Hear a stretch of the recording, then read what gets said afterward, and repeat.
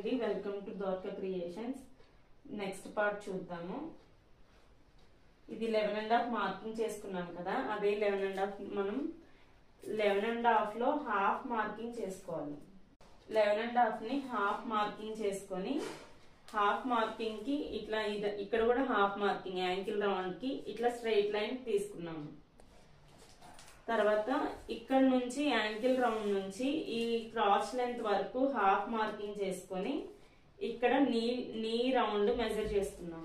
నా నీ రౌండ్ 17 లో 4th పార్ట్ చేసుకుంటే 4.5 కొంచెం హాఫ్ ఇంచ్ ఏమో ఖర్చుల కోసం నేను మార్కింగ్ చేశాను.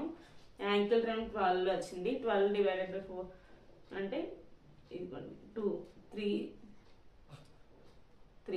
ఇటువైపు 3 ఇటువైపు 3 ఈక్వల్ గా మెజర్ చేసుకోవాలి. హాఫ్ ఇంచ్ నేను ఖర్చుల కోసం మార్కింగ్ చేస్తున్నాను.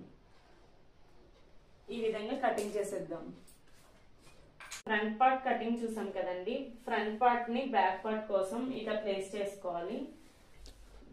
ఫ్రంట్ పార్ట్ కంటే బ్యాక్ పార్ట్ ఒక 3 ఇంచెస్ ఎక్స్ట్రా ఉండేటట్లు మీరు క్లాత్ ని ఇట్లా ప్లేస్ చేసుకోవాలండి. సేమ్ ఇది ఎలా కట్ చేసుకున్నామో అలానే మార్కింగ్ చేసుకొని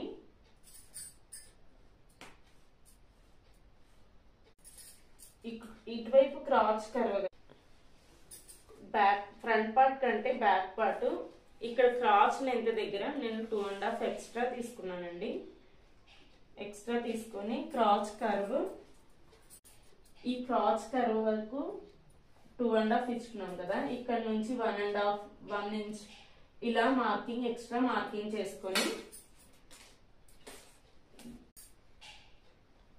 1 ఇంచ్ ఇక్కడ మార్కింగ్ చేసుకొని ఎక్స్ట్రా మార్కింగ్ చేసుకున్నాం కదా. ఈ క్రాస్ లెంత్ దగ్గర ఇక్కడ height 3 inches height extra marking చేసుకొని ఇక్కడ నుంచి ఈ లైన్ కి మార్కింగ్ చేసుకోవాలి. ఇది క్రాస్ లెంత్ దగ్గర తీసుకోవాలండి, ఎందుకంటే కూర్చున్నప్పుడు లూజ్ కోసం కిందకి ప్యాంట్ కిందకి జారిపోకుండా ఉండడం కోసం దీన్ని ఎక్స్ట్రా 3 ఇంచెస్ పెట్టుకుంటాం. ఇదిగోండి front part back part extra వచ్చింది.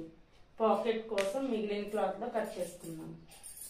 పాకెట్ కోసం 11x6 తీసుకున్నామండి. 6 విడ్త్ 11 లెంత్ తీసుకొని 4 పీసెస్ కట్ చేసుకోవాలి. పాకెట్స్ కోసం 2 పాకెట్స్ కోసం 4 పీసెస్ తీసుకున్నాము.